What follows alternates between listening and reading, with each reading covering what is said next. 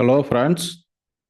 M6ல இருக்கக்கூடிய gold மினியுடைய movement டெக்னிக்கலா எப்படி இருக்க சான்சஸ் இருக்கு அப்படிங்கிறத இன்னைக்கு பார்க்கலாம்.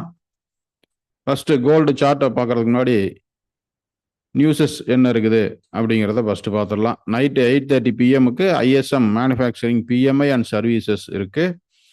நைட்டு 8:30 அந்த டைமில் மட்டும் கொஞ்சம் வால்டைல் இருக்கிறதுக்கு வாய்ப்புகள் இருக்குது அப்படிங்கிறத பார்க்கலாம் இன்னைக்கு.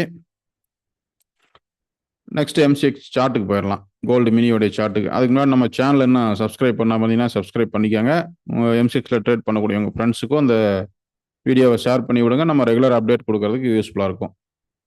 இப்போ நான் எடுத்துருக்கிறது M6 கோல்டு மினியோடைய டே சார்ட். டே சார்ட்டில் பொறுத்த வரைக்கும் நமக்கு மார்க்கெட் கிளியராக காமிக்குது. ஒரு பை ட்ரெண்டில் இருக்குது ப்ரைஸ். இப்போ பை ட்ரெண்டில் தான் கன்னியூ ஆகிட்டு இருக்கு. இன்னைக்கு ஓப்பன் ஆன ப்ரைஸும் அப்சைடு மூவ் தான் கொடுத்துட்ருக்கு.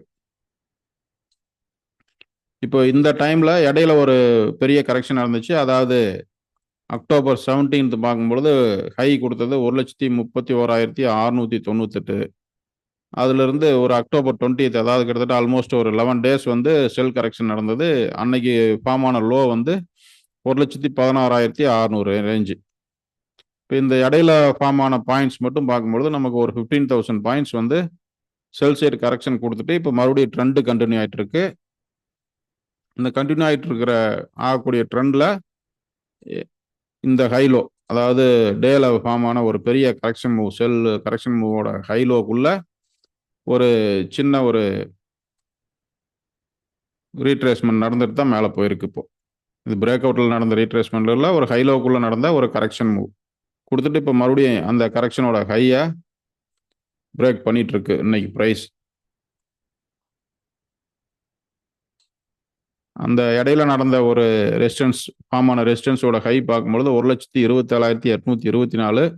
அதோட ஹையை இப்போ இன்னைக்கு வந்து ப்ரைஸ் பிரேக் பண்ணிட்டு இருக்கு. மார்னிங் ஃபார்ம் ஆனதுலேருந்து ஓப்பன் ஆனதுலேருந்து மார்க்கெட் ஓப்பன் ஆனதுலேருந்து மேலே அப்சைடு சிங்கிள் சைடு மூவாக மேலே மட்டும்தான் போயிட்டு இருக்கு ப்ரைஸ். இப்போ இதை வந்து நம்ம ஒரு 4 hour டைம் ஃப்ரேமுக்கு ஸ்விட்ச் பண்ணி பார்த்தோம்னா இந்த டேல நடந்த ஒரு ஹைலோக்குள்ள, அதாவது கரெக்ஷன் ஸ்விங் கரெக்ஷனுக்குள்ள ஏதாவது பேட்டர்ன் ஃபார்ம் பண்ணியிருக்குதா அப்படின்னு பார்த்தோம்னா ஒரு ட்ரையாங்கிள் ஃபார்மேஷன் நடந்திருக்குது 4 hourல. ஒரு டேவோட கரெக்ஷன் மூவ்ல 4 hourல ஒரு ட்ரையாங்கிள் ஃபார்மேஷன் பார்க்கும்போது நல்லா கிளியராகவே இருக்கும். இன்னைக்கு அந்த ட்ரையாங்கிளை பிரேக் அவுட் பண்ணிட்டு அதே சமயம் ப்ரீவியஸாக நடந்த அந்த ரெசிஸ்டன்ஸ் ஏரியா 1,27,824ங்கிற அந்த லெவலையும் பிரேக் பண்ணிட்டு இருக்கு. இங்கே நம்ம கவனிக்க வேண்டியது ஒரு triangle break out and previous resistance high break ரெண்டுமே நடந்துட்டு இருக்கு.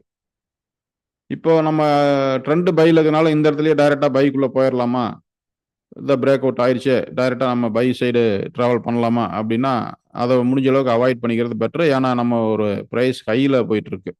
ஒரு ப்ரீவியஸ் ரெசிஸ்டன்ஸ் பிரேக் பண்ணி மேலே ட்ராவல் ஆகிட்டு இருக்கு. இந்த இடத்துல போய் நம்ம என்ட்ரி எடுத்தோம்னா ஒரு ஸ்டாப் லாஸ் வைக்கிறது ரொம்ப சிரமமாக இருக்கும். அதனால் நம்ம இந்த இடத்துல வந்து வெயிட் பண்ணி பார்க்கணும். இதாவது இந்த ஹைக்கு மேலே ப்ரைஸ் க்ளோஸ் ஆகுதா அல்லது ரிஜெக்ஷன் ஆகி கீழே வருதா, ரீட்ரேஸ்மெண்ட் நடக்குதா, இந்த பிரேக் அவுட்டுக்கு ஒரு ரீட்ரேஸ்மெண்ட் நடக்குதா அப்படிங்கிறத பார்த்துட்டு தான் என்ட்ரிக்குள்ளே போகணும். நம்ம இந்த ரீட்ரேஸ்மெண்ட் எவ்வளோ தூரம் வர்றதுக்கு வாய்ப்புகள் இருக்குது அப்படின்னு எதிர்பார்த்தோம்னா இந்த ஹை வரைக்கும் வர்றதுக்கு வாய்ப்பு இருக்குது. அதாவது 1,24,280 லெவல். இந்த லெவலை வந்து நம்ம அக்யூரேட்டாக வைக்க முடியாது. ஏன்னா நமக்கு ஐஎன்ஆர் ரொம்ப ஃப்ளக்சுவேஷன் இருக்குது. இப்போ அந்த ஐஎன்ஆர் சார்ட்டையும் பார்த்து வந்துடலாம்.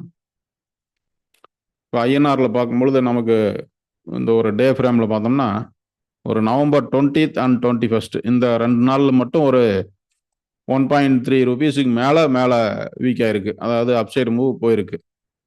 இன்னைக்கு பார்க்கும்பொழுது அந்த ஹையையும் சேர்த்து பிரேக் பண்ணிட்டு இருக்கு. பிரேக் பண்ணுறதுக்கு ட்ரை பண்ணிட்டு இருக்கு.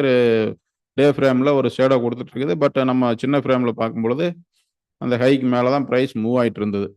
இப்போ வந்து சின்ன ஃப்ரேம்லேயும் ஒரு கரெக்ஷன் நடந்துட்டு இருக்குது.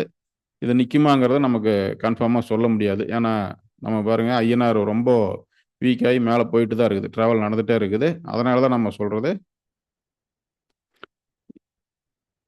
இந்த கரெக்ஷன் வந்து எவ்வளோ தூரம் வரும் அப்படிங்கிறத வந்து நம்ம இந்த இடத்துல 1,24,280ங்கிறத ஃபிக்ஸ் பண்ணுறோம்.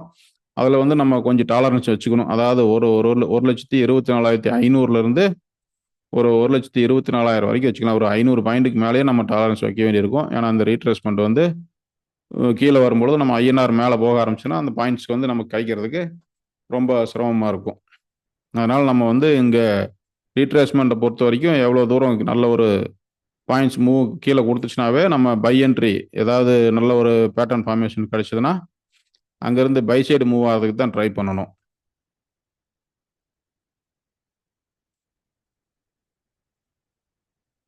இப்போ நம்ம கிளியராக அதில் பார்க்க வேண்டியது என்ன அப்படின்னு பார்க்கும்பொழுது ட்ரெண்ட் வந்து கிளியராக பையில் இருக்குது.